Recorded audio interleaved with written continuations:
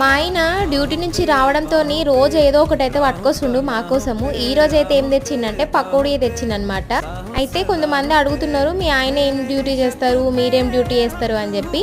మేమిద్దరం కాలేజ్లో చేస్తాము. ఇంకా నాది వేరే డిఫరెంట్ కాలేజ్, మా ఆయనది వేరే, అంటే వేరే వేరే కాలేజ్లో చేస్తామన్నమాట ఇద్దరం. అయితే మా ఆయనది వచ్చేసి లా కాలేజ్, నేను చేసేదేమో ఇంజనీరింగ్ కాలేజ్లో.